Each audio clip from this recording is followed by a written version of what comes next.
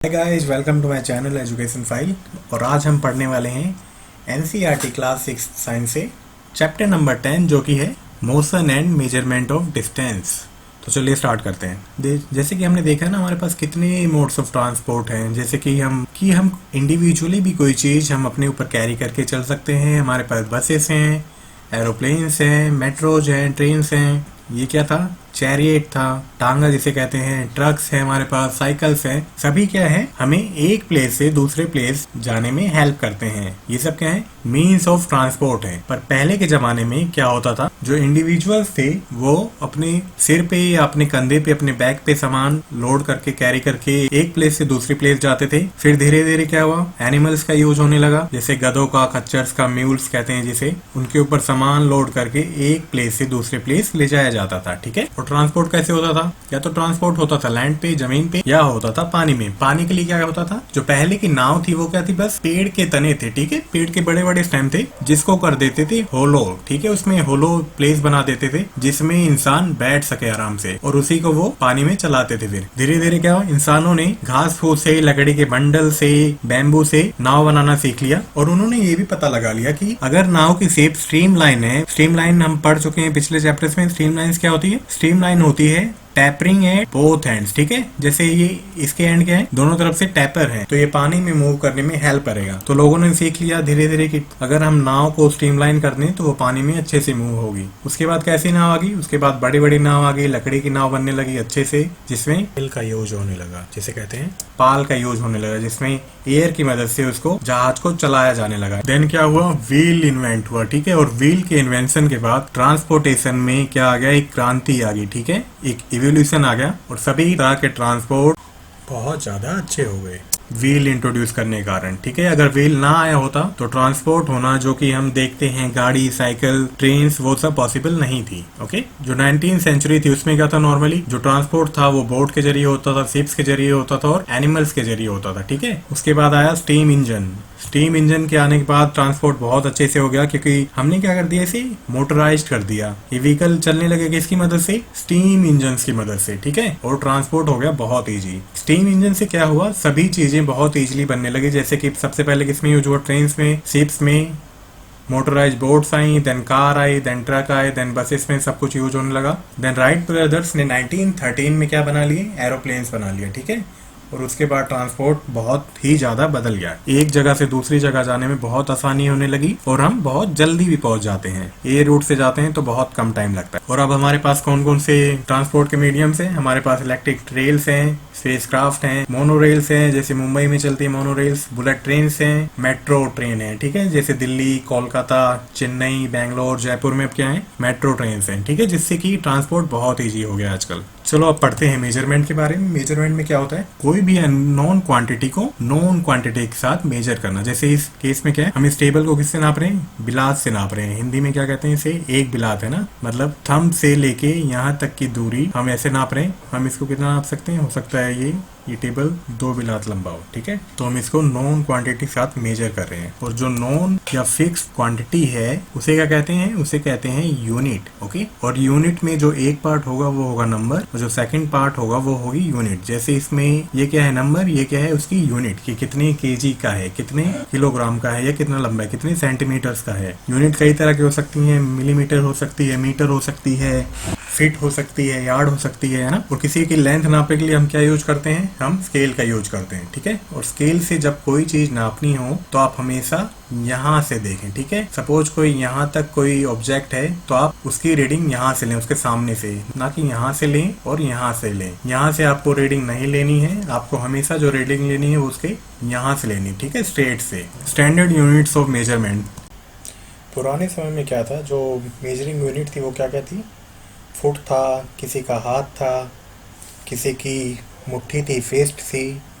तो ये सब चीज़ें यूज होती थी किसी भी चीज़ को मेजर करने के लिए। ठीक है, जो इंडस वैली सिविलाइजेशन के लोग थे उन्होंने मेजरमेंट अच्छे से करना सीख लिया था। ठीक है, क्योंकि आर्कियोलॉजिकल सर्वेज में इंडस वैली सिविलाइजेशन से हमें बहुत सी ऐसी चीज़ें मिली हैं जिससे पता लगता है कि वो ज्योमेट्री में या मेजरमेंट में बहुत अच्छे थे। ओके, चलो क्यूबिट क्या होता है? क्यूबिट होता है एल्बो से लेके फिंगर तक की लेंथ। ये मेजरमेंट के टाइप यूज होती थी इजिप्ट में और काफी और रीजन्स में वर्ल्ड के। फुट क्या है? फुट नॉर्मली एक पैर की लंबाई, फुट भी यूनिट है। जैसे आपका पैर होता है कितना लंबा है, तो आप किसी चीज को अपने फुट से भी नाप सकते हो। ये एंशिएंट टाइम में यूज हुआ करती थी। देन आता है यार्ड। यार्ड कैसे नापते हैं? चिन से लेके अपनी आउटस्ट्रेच्ड आर्म तक, जो कि अभी भी यूज होता है। कई बार आपने देखा होगा फैब्रिक लेने जाते हो तो कपड़े के व्यापारी क्या करते हैं, दुकानदार क्या करते हैं, वो अपने चिन से लेके आउटस्ट्रेच आर्म तक की लंबाई नापते हैं। क्योंकि यार्ड क्या है? यार्ड में होते हैं 3 फीट्स और 1 मीटर में होते हैं 3.3 फीट्स। तो इसलिए जो कपड़े के बिजनेसमैन है, कपड़े के दुकानदार हैं, वो अपने चिन से लेके आर्म तक की लंबाई को कपड़ा नापने के लिए यूज करते हैं। पर ये गलत भी हो सकती है क्योंकि सभी के हाथ अलग अलग लेंथ के हो सकते हैं, किसी के हाथ छोटे हो सकते हैं, किसी के हाथ बड़े हो सकते हैं, तो ये मेथड भी गलत हो सकता है। एंशिएंट इंडिया में क्या यूज होता था? अंगुल से नापते थे या मुट्ठी से, कि कितनी मुट्ठी चावल है, कितनी मुट्ठी दाल है, और अंगुल की लंबाई जैसे कि आप इस फिगर में देख सकते हो, इस तरह से मेजरमेंट किया जाता था डिस्टेंस या क्वांटिटी का विद द हेल्प ऑफ अंगुल एंड मुट्ठी। पर क्या है, सभी के बॉडी ऑर्गन, सभी के पैरों की लंबाई अलग अलग हो सकती है, इसलिए मेजरमेंट गलत हो सकते हैं, ठीक है, और कंफ्यूजन क्रिएट कर सकते हैं। इसलिए 1970 में फ्रेंच ने मेट्रिक सिस्टम इन्वेंट किया, जिसको सभी साइंटिस्ट ने एक्सेप्ट किया, और इसे कहा गया इंटरनेशनल सिस्टम ऑफ यूनिट्स। ठीक है, तो लेंथ की या लंबाई की एसआई यूनिट्स क्या है? वो है 1 मीटर में क्या होता है? 100 सेंटीमीटर्स होते हैं, और 1 सेंटीमीटर में 10 मिलीमीटर होते हैं। और लंबी दूरी नापने के लिए क्या करते हैं? हम किलोमीटर के यूज करते हैं। 1 किलोमीटर में 1000 मीटर्स होते हैं। ओके, अब सभी चीजें क्या हैं? सभी चीजें स्ट्रेट नहीं हो सकती। तो आपने देखा होगा टेलर्स क्या यूज करते हैं? टेलर यूज करते हैं मेजरिंग टेप का। मेजरिंग टेप इसलिए यूज करते हैं क्योंकि ये टेप हमारे बैंड्स पे, हमारी कमर पे या शोल्डर्स पे आसानी से बैंड हो जाती है, मूव हो जाती है। किसी कर्व सरफेस या किसी बैंडेड ऑब्जेक्ट को मेजर करना इस मेजरिंग टेप से इजी हो जाता है। सपोज आपने डिस्कवरी पे देखा होगा ना, जब बहुत बड़ा एनाकोंडा मिलता है तो कैसे नापते हैं उसे पहले स्ट्रिंग से नापते हैं या रोप से नापते हैं, देन उस रोप को मेजरिंग स्केल पे नापते हैं, तो उससे एग्जैक्ट उसकी लंबाई का पता चल जाता है। और किससे नाप सकते हैं? अगर हमारे पास मेजरिंग टेप है फ्लेक्सिबल, तो हम उसकी मदद से भी किसी कर्व सरफेस को इजीली नाप सकते हैं। अगर आपके पास स्ट्रेट स्केल है तो पहले आप उसे एक धागे से नाप लीजिए, स्ट्रिंग से नाप लीजिए, रोप से नाप लीजिए, देन उसको एक स्ट्रेट स्केल पे रख लीजिए, और हम किसी भी कर्व सरफेस का मेजरमेंट आसानी से ले सकते हैं। ओके,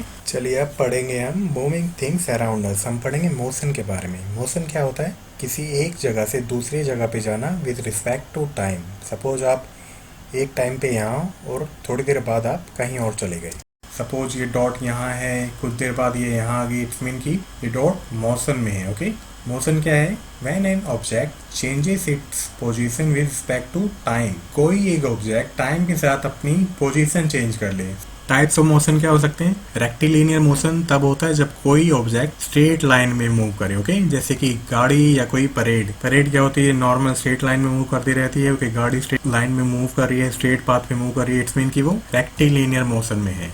ओके, देन आता है सर्कुलर मोशन। सर्कुलर मोशन में क्या होता है? कोई ऑब्जेक्ट सर्कुलर पाथ में मूव कर रहा है, जैसे ये साइकिल का टायर एक सर्कुलर पाथ में मूव कर रहा है, तो इट्स मीन कि सर्कुलर मोशन में है। और भी एग्जांपल्स हैं, जैसे कि फैन घूम रहा है, ये सर्कुलर मोशन में घूम रहा है, या किसी घड़ी की सुई क्या करती हैं?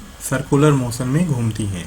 पीरियोडिक मोशन किसे कहते हैं? पीरियोडिक मोशन उसे कहते हैं जब कोई ऑब्जेक्ट एक प्लेस से मूव करके दोबारा उसी प्लेस पे आ जाए, इट्स मीन कि वो पीरियोडिक मोशन में है। ठीक है, वो उस मोशन को रिपीट कर रहा है। जैसे पेंडुलम हो गया उसका एग्जाम्पल।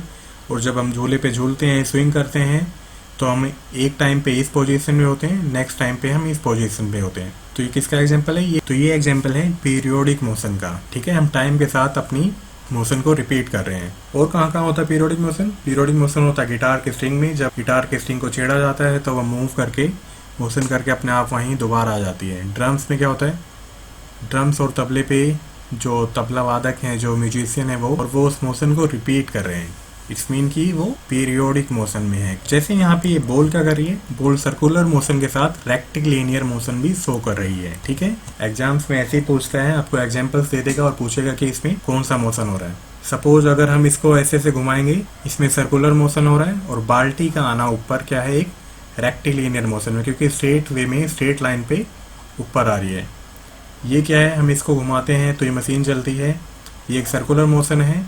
और इस सुई का ऊपर नीचे होना क्या है, पीरियोडिक मोशन है। ओके, आई होप आपको समझ में आया होगा ये वीडियो। अगर ये वीडियो आपको अच्छा लगा हो, you can like the video, you can subscribe to my channel, और फ्यूचर नोटिफिकेशन के लिए आप दबा सकते हैं bell icon. Till then bye bye, take care.